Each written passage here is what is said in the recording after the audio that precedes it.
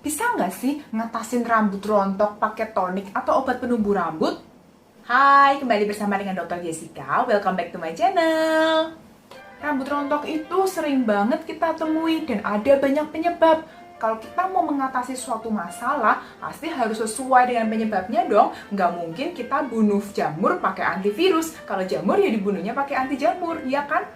Sama halnya dengan obat penumbuh rambut, kita harus tahu bagaimana cara kerjanya dan dia mengatasi masalah penyebab kerontokan rambut yang mana. Obat penumbuh rambut yang paling populer adalah minoxidil. Minoxidil bisa memperlama fase proses pertumbuhan folikel rambut. Jadi ada 3 fase pertumbuhan rambut. Pertama, fase anagen. Ini adalah fase di mana terjadi pembentukan dan pertumbuhan folikel rambut yang berlangsung sekitar 2-7 tahun.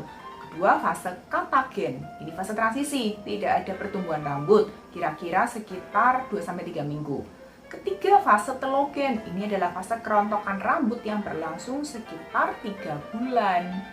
Nah, minoxidil ini memperlama fase anagen di mana terjadi pembentukan dan pertumbuhan folikel rambut. Makanya fase yang lain tetap sama, tetap normal kecepatannya. Jadi yang fase katagen segera masuk ke fase telogen dan yang telogen segera masuk ke fase anagen, tapi fase anagennya diperlama. Kebanyakan obat penumbuh rambut itu bekerja seperti itu. Makanya kalau yang dari fase katagen ke telogen, dia akan mengalami kerontokan yang cukup banyak. Makanya pada awal pemakaian biasanya terjadi kerontokan rambut terlebih dahulu, bisa sampai 6 minggu pemakaian. Tapi minoxidil ini biasanya diresepkan oleh dokter untuk pasien penderita kerontokan rambut tertentu, misalnya alopecia yang berat, karena memang obat ini juga punya efek samping. Kalau kita sembarangan pakai obat penumbuh rambut itu, bisa-bisa rambut kita ini malah tambah rontok. Karena mungkin masalah kerontokan rambut kita pada akar rambut yang lemah, bukan pada genetik seperti yang terjadi pada alopecia itu. Lagi pula, kalau kita berhenti memakai obat penumbuh rambut itu, fase pertumbuhan rambut kita akan kembali seperti semula. Jadi, kemungkinan besar kita akan mengalami kerontokan yang sama seperti sebelumnya. Umumnya rambut itu bisa rontok hingga 100 helai per hari tanpa kita sadari. Tapi ada juga penyebab lain yang memperberat kerontokan rambut itu. Misalnya kurang gizi atau kurang nutrisi, genetik, ada gangguan hormonal, stres, konsumsi obat tertentu, ada penyakit sistemik, dan adanya penyakit pada kulit kepala.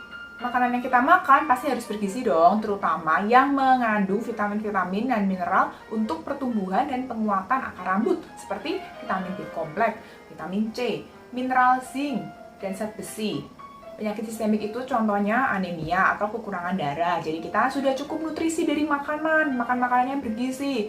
Dan akar rambut kita ini butuh nutrisi itu, tapi darah yang membawa nutrisi itu nggak ada, kurang. Ya sama aja, rambut kita kan akhirnya kekurangan nutrisi karena nggak ada transportasinya.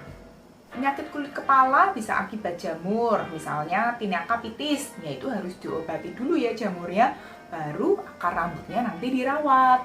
Sebenarnya rambut juga butuh minyak untuk pertumbuhan yang optimal, sama seperti kulit, dan rambut ini sudah punya kelenjar minyak alami.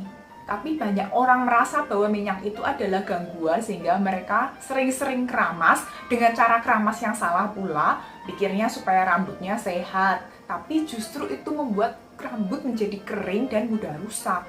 Sebenarnya keramas sampai 3 hari sekali pun masih oke, kecuali memang rambutnya udah kotor banget kena debu dan memang tipe yang berminyak. Ya bolehlah 2 hari sekali, tapi akibatnya rambut ini jadi kering.